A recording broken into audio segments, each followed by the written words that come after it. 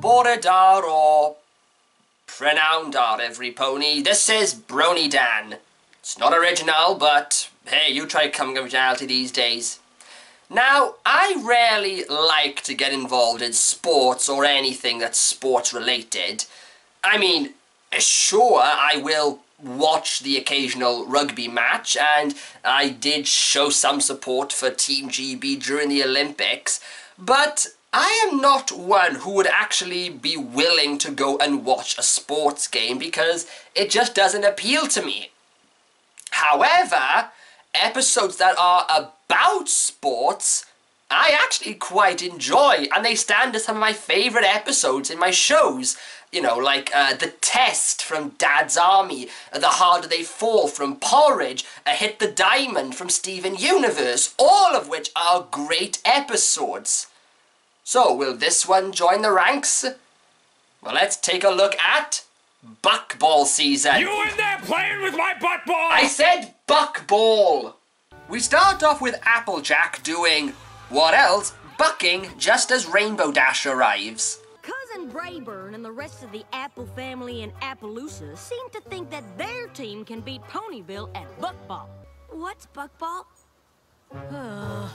So I guess Buckball is a game that was invented purely by the Apple family, since no pony else knows what it is. And if I were to describe it, it's like a cross between football and basketball. So basically it's Quidditch just minus 4 players, the bludgers and the snitch. The point is, my cousin Brayburn somehow convinced a Pegasus and a unicorn to come play with him on the Appaloosa team. And he can't stop bragging about how his team is gonna beat ours. Wait, I'm getting confused. Is this an Apple family game, or did Brayburn just make it up on the spot? Because if it's an Apple family thing, why would they create a game that requires all 3 kinds of ponies when the majority of the family are all Earth ponies? I think someone needs to give me the rule book just so I can clarify this. Well, since Applejack and Rainbow Dash have decided that they'll be playing, they ask Fluttershy and Pinkie Pie to help them find a unicorn for the team. So they call upon various background and OC characters to play. Okay, just try your best, Pinkie. I have been doing this a lot longer than you. Nice kick. You know, I'm getting a sudden urge to continue my Quidditch Equestria Cup fanfiction. So while Pinkie and Fluttershy seem to be naturals at this, the unicorns are not so fortunate. Not a chance. God, lipstick on a pony is like lipstick on a Rottweiler. That's not polishing a turd, that's framing it and taking it along to the Antiques Roadshow to have it valued. In fact, why are the unicorns so bad? All you got to do is just stand there and grab the ball. That's it. Also, how come you didn't ask one of your other friends to help you? Like, oh, I don't know, Rarity? Yeah, I wouldn't have said that she was athletic, but the unicorn's part doesn't take much skill, so she could have easily have done the job. So how come they didn't ask her? I actually got someone to ask Rarity this question and how she felt about her friend getting involved in this sport. So, what did she say, George? Fuck them! And shame on them for engaging in an arrogant, elitist pastime.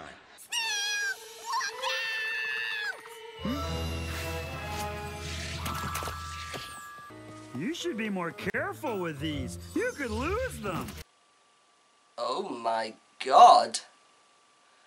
We have snails in this episode, and he's not being annoying or stupid. I always said that Snips was a bad influence on him. Well, now that it seems they have all they need now to make a team, except now Applejack and Rainbow Dash are dropping out and letting Pinkie Pie and Fluttershy take their places. I'd normally be so pumped all of Ponyville was counting on me to win, I'd run right over the competition. But you still flew rings around me. You can have all the fun you want as long as it's while you're beating the hide off of Brayburn's team. I do like fun. Now that is good team spirit and friendship, being supportive and allowing those who you know can do better than you take over so that they can properly enjoy themselves. How do they fuck it up? No by having Applejack and Rainbow Dash completely take the fun out of the sport by making Pinkie Pie and Fluttershy go through intensive training and hammering in the importance of winning, thus making their performances suffer. This is why I don't get into sports. Everybody gets so obsessed with the winning aspect that they forget that it's supposed to be fun as well. Whoa, Snails is fucking yodering this shit. While Rainbow Dash and Applejack can't figure out why they're starting to suck, Fluttershy and Pinkie Pie decide to not worry too much since, hey, the whole town doesn't seem to know the game exists, so they won't be cheering them on. Go, Ponyville! Go, Ponyville!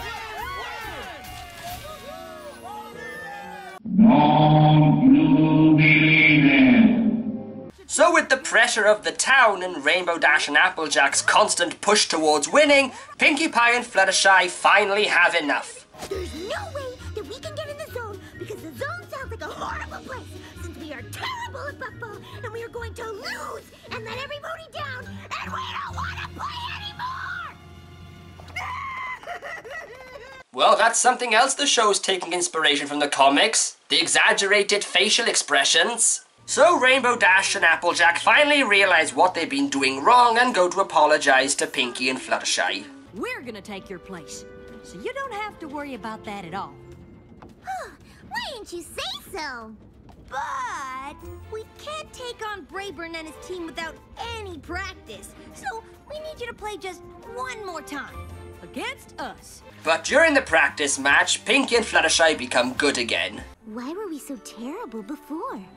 I guess some ponies thrive on pressure, and some ponies don't. And even though we weren't playing, we were treating you like us, which totally stressed you out. And that just sucked the fun right out of the game for you.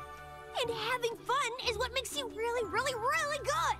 So Pinkie Pie and Fluttershy decide to play the game themselves, they win the game, and the episode ends. Well, that was a lot of fun. Okay, it's not the most original plot ever, it is incredibly cliched, and Rainbow Dash and Applejack are behaving rather selfishly. I do enjoy seeing some of the interactions between the four leads, especially when you consider the fact that it's just Andrea Lipman and Ashley Ball carrying the whole thing. Snails especially surprised me and managed to be a very likable character. In fact, he's the one who gives the overall message. You could do what I do and not think about it. Seriously, I don't think about anything. Ever. So, in the end, I thought it was a highly entertaining watch. May have been predictable, but it was still a decent episode. This is BronyDan saying, Nosta. Everybody get up, it's time to slam now. We got the real jam going down. Welcome to the Space Jam. Here's your chance, do your dance at the Space Jam. Alright.